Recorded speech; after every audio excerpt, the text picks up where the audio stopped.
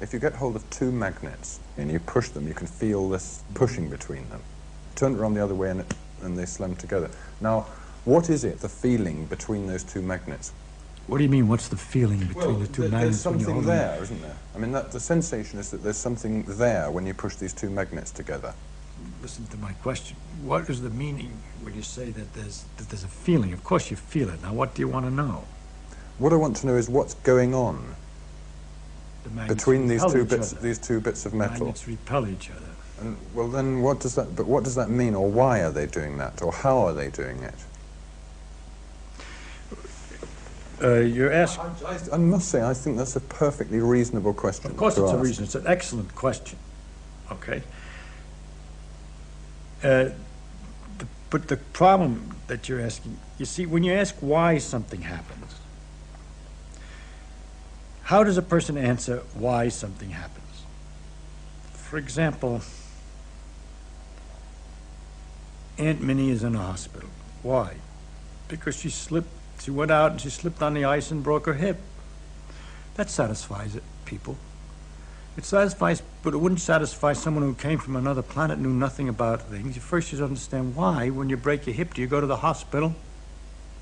How do you get to the hospital when the hip is broken? Well, because her husband, seeing that the hip was broken, called the hospital up and sent somebody to get her. All that is understood by people. Now, when you explain a why, you have to be in some framework that you allow something to be true. Otherwise, you're perpetually asking why. Why did the husband call up the hospital? Because husband is interested in his wife's welfare. Not always. Some husbands aren't interested in their wife's welfare when they're drunk and they're angry. And so you begin to get a very interesting understanding of the world and all its complications. In order to if you try to follow anything up, you go deeper and deeper in various directions. For example, you could go, why did she slip on the ice? Well, ice is slippery. Everybody knows that, no problem. But you ask, why is ice slippery? That's kind of curious. Ice is extremely slippery. It's very interesting. You say, how does it work? You could either say, I'm satisfied that you've answered me, ice is slippery, that explains it. Or you could go on and say, why is ice slippery? And then you're involved with something, because there aren't many things as slippery as ice. It's very hard to get. Greasy stuff, but that's sort of wet and slimy. But a solid that's so slippery, because it is in the case of ice that when you stand on it, they say, momentarily the pressure melts the ice a little bit, so you got a sort of instantaneous water surface on which you're slipping. Why on ice and not on other things? Because ice expands water expands when it freezes, so the pressure tries to undo the expansion and melts it. Is capable of melting it. But other substances contract when they're freezing, and when you push them, they're just satisfied to be solid. Why does water expand when it freezes and other substances don't expand when they freeze? All right? I'm not answering your question, but I'm telling you how difficult a why question is. You have to know what it is that you're permitted to understand and allow to be understood and known, and what it is you're not. You'll notice in this example that the more I ask why, it gets interesting after all. That's my idea, that the deeper a thing is, the more interesting it is. And we could even go further and say, why did she fall down when she slipped? That has to do with gravity. It involves in all the planets and everything else. Never mind. It goes on and on. Now, when you ask, for example, why two magnets repel, there are many different levels. It depends on whether you're a student of physics or an ordinary person who doesn't know anything or not. If you're somebody who doesn't know anything at all about it, all I can say is that there's a magnetic force that makes them repel, and that you're feeling that force. And you say, but that's very strange, because I don't feel kind of force like that in other circumstances. When you turn them the other way, they attract.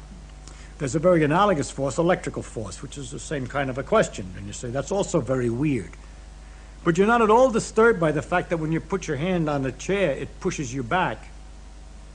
But we found out by looking at it that that's the same force, as a matter of fact, the electrical force, not magnetic exactly in that case, but it's the same electrical repulsions that are involved in keeping your finger away from the chair, because everything's made out of its electrical forces in microscopic details. There's other forces involved, but this is connected to electrical forces. It turns out that the magnetic and the electric force with which I wish to explain these things this repulsion in the first place, is what ultimately is the deeper thing that we have to start, that we can start with, to explain many other things that looked like they were, everybody would just accept them. You know, you can't put your hand through the chair, that's taken for granted. But that you can't put your hand through the chair when looked at more closely, why? That involves these same repulsive forces that appear in magnets. The situation you then have to explain is why in magnets it goes over a bigger distance than in ordinarily. And there it has to do with the fact that in iron, all the electrons are spinning in the same direction. They all get lined up, and they magnify the effect of the force until it's large enough at a distance that you can feel it. But it's a force which is present all the time and very common, and is in a basic force of almost, I mean, I can go a little further back if I were more technical, but at an early level, I just have to tell you that's going to be one of the things you'll just have to take as an element in the world, the existence of magnetic repulsion, or electrical attraction, magnetic attraction. I can't explain that attraction in terms of anything else that's familiar to you. For example, if we say the magnets attract like as if they were connected by rubber bands, I would be cheating you, because they're not connected by rubber bands. I shouldn't be in trouble. You'd soon ask me about the nature of the bands. And secondly, if you were curious enough, you'd ask me why rubber bands tend to pull back together again, and I would end up explaining that in terms of electrical forces, which are the very things that I'm trying to use the rubber bands to explain. So I have cheated very badly, you see. So I'm not going to be able to give you an answer to why magnets attract each other, except to tell you that they do, and to tell you that that's one of the elements in the world of the different kinds of forces. There are electrical forces, magnetic forces, gravitational forces, and others, and those are some of the parts. If you were a student, you'd go further. I could go further. I could tell you that the magnetic forces are related to the electrical forces very intimately, that our relationship between the gravity forces and electrical forces remains unknown, and so on. But I really can't do a good job, any job, of explaining magnetic force in terms of something else that you're more familiar with, because I don't understand it in terms of anything else that you're more familiar with.